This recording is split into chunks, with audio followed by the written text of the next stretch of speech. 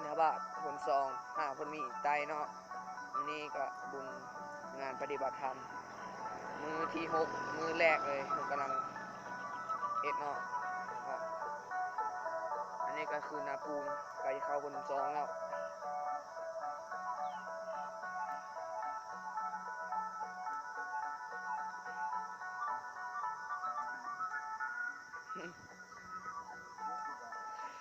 ปูเหนียวเลย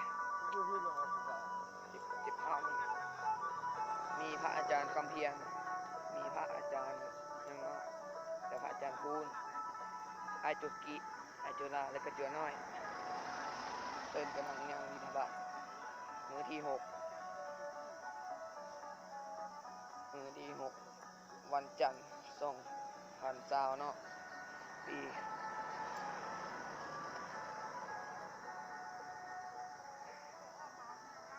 กอง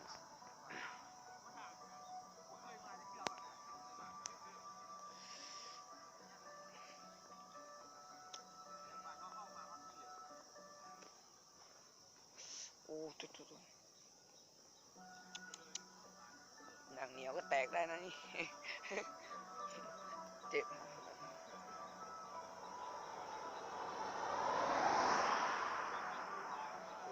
โดนแล้วเป็นผู้ไทยหูก่อนใส่บ้านจะลงยูทูบเฮ้ย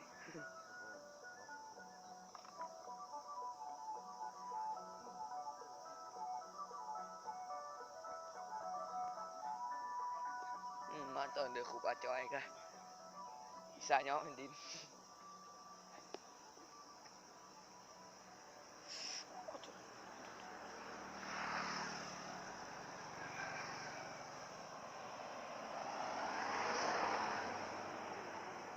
หรือว่าค่าโรงเรียนเลยมึงจุ่ม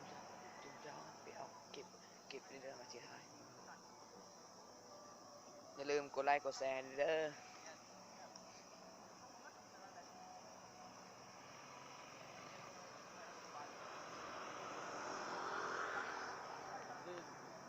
รถลุงให้เหมือนลุงให้ครับที่จะมาเนาะเที่ยวขอจะ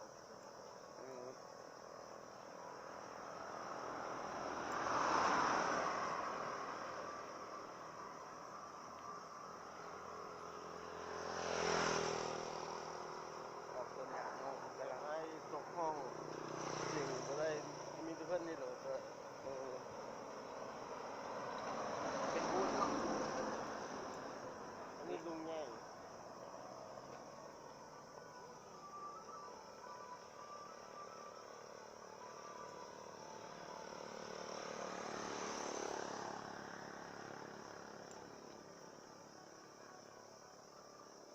วันนี้ผมกำลังตัดปลาแล้ว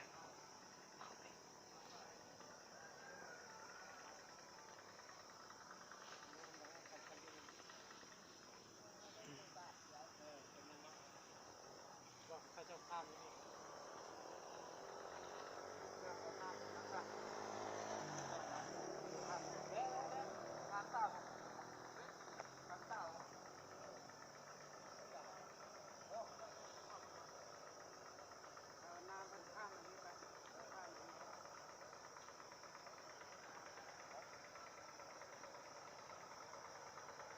ผมกำลังใส่บาตร